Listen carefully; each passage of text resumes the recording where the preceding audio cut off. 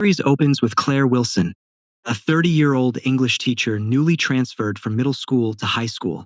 On her first day, Catherine, the French teacher, greets her warmly and compliments her beauty. Claire seems like a respectable woman, married to a caring husband named Matt, who supports her in every way.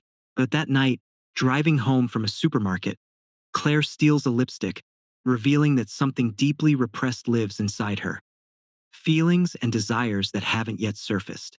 The next day at school, Claire teaches her first English poetry class.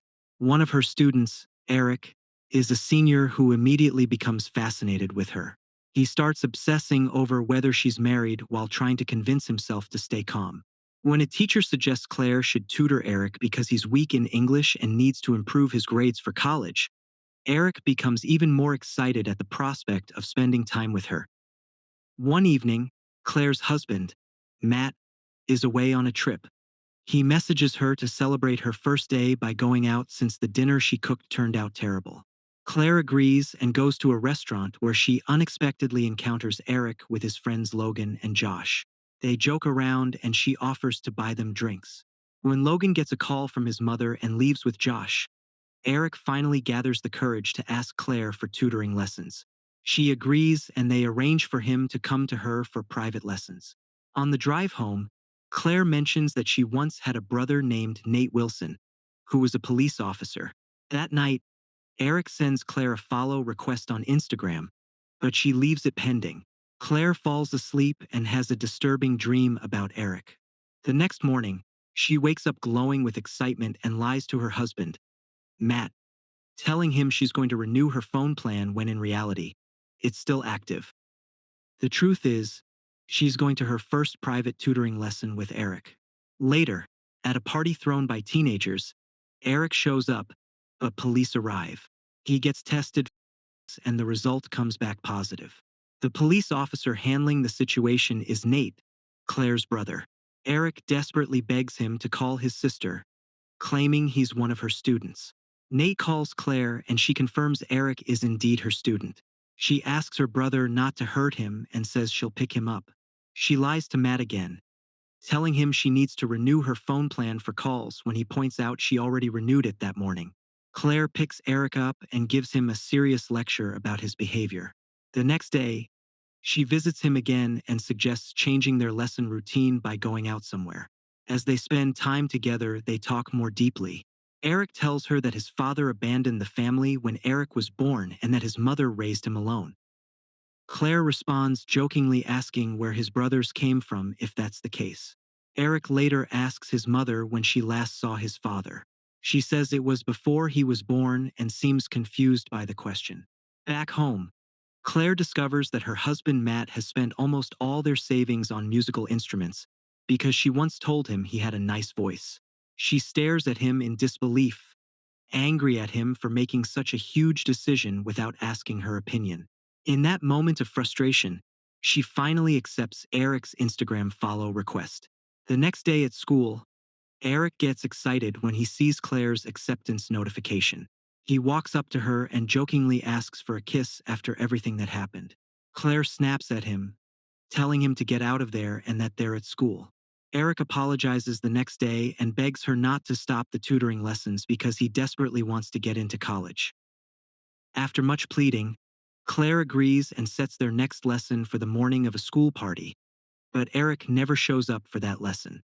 Claire becomes confused and worried. Later that night at the party, she sees Eric dancing with his girlfriend Allison. Claire gets jealous and confronts him outside the bathroom.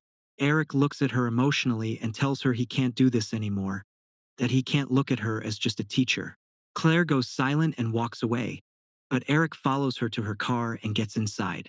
They drive off to a dark, isolated place, and from that moment on, Eric's English level suddenly improves dramatically.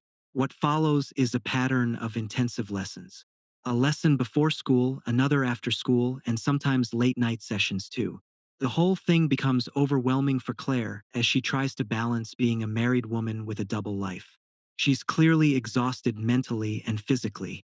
Then, Eric finally turns 17. Claire takes him out late at night to a quiet place where they eat dinner and have drinks. They joke around and laugh together. The two of them stay together until the next afternoon before heading back home. When Eric arrives home, his mother tells him happy birthday and wishes he spent it with the family. Eric asks her again if she's absolutely sure the last time she saw his father was before he was born. His mother sighs and confirms it was before he was born. Later, Claire goes to spend the evening with her husband Matt at the nightclub where he works. She invites Catherine to come listen to Matt perform. Afterward, Claire and Catherine take a bottle of wine and head outside to drink. Catherine keeps pressuring Claire, asking where she disappeared to the night before and who she was with. Claire tries to avoid the question over and over, but eventually admits it was Eric. Catherine stares at Claire in shock, unable to believe what she's hearing. Catherine's conscience starts eating her alive, and she seriously considers reporting the relationship. The next day, Child Protective Services show up to question Eric. At first, he denies everything, but eventually admits the truth. After the investigators leave, Eric calls Claire and tells her what happened. He says he desperately wants to see her, but Claire, terrified and emotionally overwhelmed, tells him they can't do this anymore before hanging up and breaking down in tears. At that exact moment, Matt walks in while crying and says he knows she's been cheating on him with a teenager.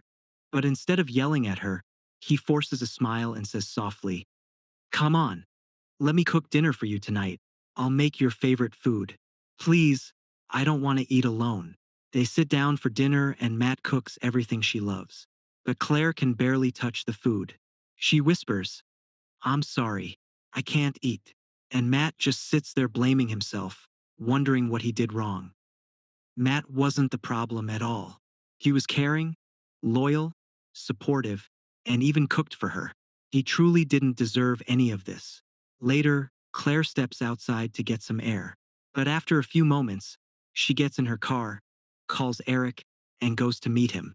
Eric tells her that he loves her and is willing to spend the rest of his life with her. He says, "Let's just run away together. We can go somewhere far away and start over." Claire surprisingly agrees. The two of them leave town together, but then Matt calls her and asks where she is. Claire answers honestly, "I'm with Eric." Matt pauses and says sadly, "Claire, please come back.